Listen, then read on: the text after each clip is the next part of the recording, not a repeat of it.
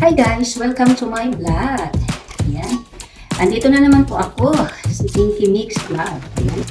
Today's video guys is mag-unbox po tayo dahil may in-order po ako na item. Ito po ay cooking pot. Ayan.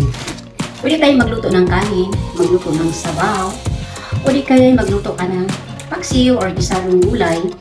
Ayan, steam, chicken, whatever na pwede mong lutuin dito is lutuin.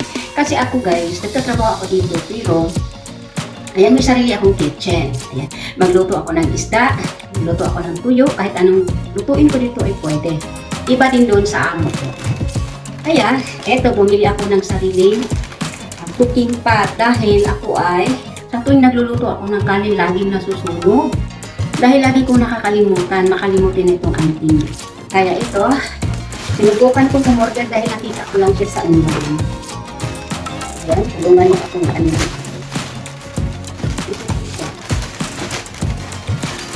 Unbox natin.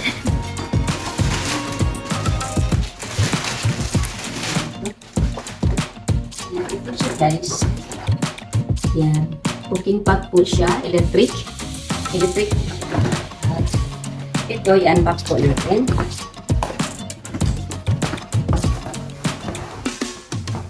Ito po ang kanyang wire. Kasi ito, siya parang rice cooker na din. Dahil pwede naman tayo magluto ng kanin. Hindi lang kanin ang pwede lutuin dito. Pati na ulam. At dahil ako lang mag-iisa dito, sa lutuin na ito, sa lutuan na ito, kaya maliit siya. Yan. Maliit siya guys. Ito may taki. Tuwang-tuwa naman ako dahil nanibago ako sa kaldero na ito, sa cooking pot na ito. Ayan. May power button siya on ano, at pag mag-ilaw, yan, siguradong naka-on siya. Ayan, susubukan natin lutuan mamaya. At ito siya, meron din siyang steamer. Ayan. Kung may prito kang isda, at naluto na yung kanin mo, or chicken, pwede mo siyang ilagay na ganyan. Painit mo na lang yung mga ulam-ulam mo. O diba, honey? For single person. In fairness, hindi naman siya kamahalan, guys. Kumbaga, ano lang siya, affordable lang talaga siya. Pero di ko sure na matibay ito kasi mumurahin lang kasi. Tara, subukan natin lutuan guys. Kung bari magluto tayo ng kanin, tamang-tama hindi ako nakaluto ng kanin today. So, ito ang lutuan natin ng kanin. The second na in-order ko ay self-stirring mug. Dahil sa mahilig ako sa kape, hindi mawawala sa akin ang kape, umaga at hapon. So, para hindi na tayo gumamit ng mug or yung separate mug at saka hot water, dito na natin painitin.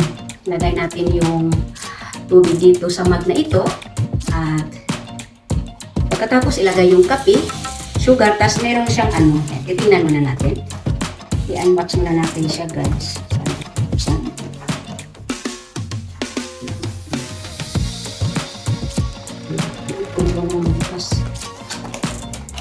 Tingnan muna natin kung ito pala. Kaya akala ko may saksakan, wala pala. Ano lang pala siya, busan pala siya ng tubig. Lagay mo ng kape. Ilagay mo ng kape dito. Sugar, mainit na tubig. Tapos, siya lang po sa ang mix. Mayroon siyang power button dito. Ayan. Power button. So, di ko sigurado kung di battery ba to or something electric. Ayan.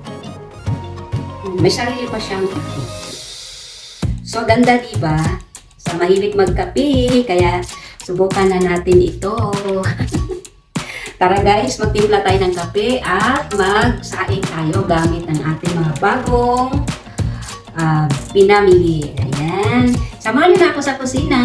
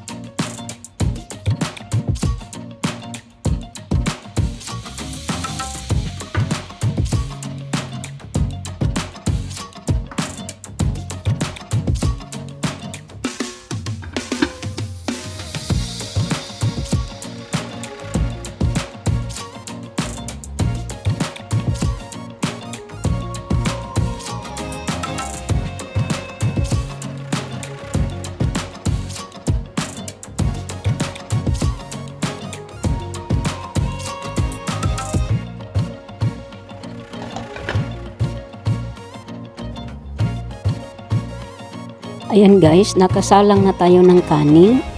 Titingnan natin at i-observe natin kung gaano katagal o kung talagang maluto ba ang ating kanin. Kasi first time pa akong nakagamit ng ganyan. Nakita ko lang kasi sa online ang cooking pot na yan. Matagal ko nang narinig pero ngayon ko lang nakita dumaan sa aking newsfeed. Kaya hindi na ako nagdalawang isip na umorder. At saka isa pa itong stirring mug. Kaya tingnan natin kung mag-stir ba talaga siya. At magtimpla na tayo ng kape habang hinihintay natin ang ating kanin. Kaya samahan nyo akong magtimpla at titingnan natin kung mag-iikot ba. Mag-stir ba talaga siya. Ayan. Press naman ako sa power button at hindi ko naman namalayan bakit hindi umandar. Yun pala, pag checking ko sa kanyang puweta, nandoon pala yung lagayan ng battery. Oh my God, kailangan pala siya lagyan ng battery guys. Kaya dyan pala bubuksan. Tinitingnan ko yung manual niya, bubuksan pala dyan. Kailangan natin ng battery, kaya nilipat ko muna yung kape. At kumuha ako ng battery. Ayan, nakahanap ako ng battery at ilagay natin. Pinakamaliit na battery guys, yung sukat niya. Itingnan natin kung gagana ba siya. At ayun, ibabalik na naman natin yung kape. Yung tinimpla kong kape, ibabalik lang natin. Titingnan lang natin kung magana ba talaga siya.